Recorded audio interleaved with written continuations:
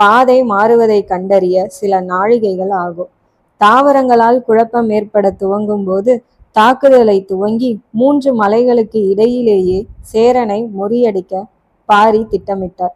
முடியனை நோக்கி திரும்பி திட்டத்தை கூற துவங்கினான்.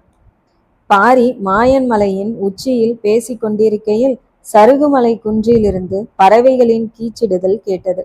முத்திரமலையில் இருந்த கழுகுகளும் பருந்துகளும் பதறி சிதறியது.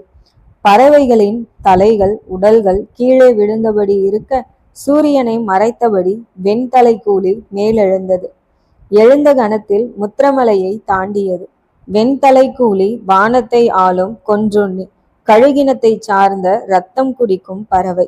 பறவைகளை மட்டுமல்லாமல் கண்ணில் படும் விலங்குகள், மனிதர்கள் என்று அனைத்து உயிர்களையும் கொன்று மகிழும் பேருயிர்.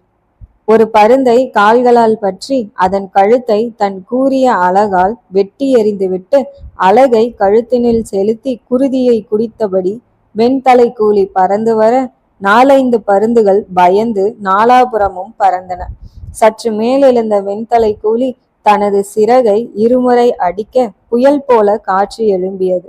அடுத்த கணம் சிறகுகளை உள்ளிழுத்து அம்பாய் பாய்ந்த வெண்தலை கூலி இடமும் வலமுமாய் பறந்து முதல் பருந்தை கால்களால் பற்றி 2ஆக பிரித்தெறிந்தது.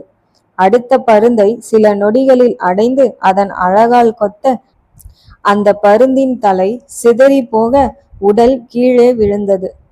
மீண்டும் சிறகை அடித்து வேகம் சேர்த்த வெண்தலை கூலி சில நொடிகளில் அனைத்து பருந்துகளையும் கொன்று குவித்தது. சிறகுகள் உடல்கள் பறவையின் குருதியை வழியெல்லாம் சிதறவிட்டு மேலெழும்பிய பறவையின் கண்களில் மாயன் மலையின் மேல் நின்ற மனிதன் தெரிந்தான்.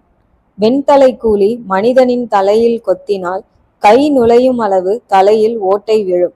தோள்களை பற்றி மேலே தூக்கி சென்று நிலத்தில் எரியும். வெண்தலை கூலியை பார்த்தவுடன் மனிதர்கள் தரையோடு தரையாக பதுங்குவதே வழக்கம். தனக்கு பணியாமல் நிற்கும் மனிதனை கண்டதும் வெண்தலை கூலி வெகுண்டது. வேகமாக நெருங்கியது. மலையின் அடிவாரத்தில் நின்ற வீரர்கள் சத்தம் வந்த திசையை நோக்கி திரும்ப மிக வேகமாக ஒரு பறவை பருந்துகளை பிரித்தெறிந்துவிட்டு மலையின் மேல் நின்ற பாரியை நோக்கி வருவதை கவனித்தனர். வெண்தலை கூலி என்று ஒருவன் அலற வீரர்கள் பதறி போய் பாரியை நோக்கி குரல்களை வெடிக்க கூச்சலிட துவங்கினார்கள். மலையின் மேல் நின்ற பாரி முடியனிடம், நீ கீழிறங்கி வாட்படையை சருகுமலை குன்றின் அருகே நிறுத்திவிட்டு காத்திரு என்றான். பின்னர் ஒலியனிடமும் கூடலனிடமும், நீங்கள் விற்படைகளையும் பாகன்களையும் ஆயத்தமாய் இருக்குமாறு கூறுங்கள் என்றான்.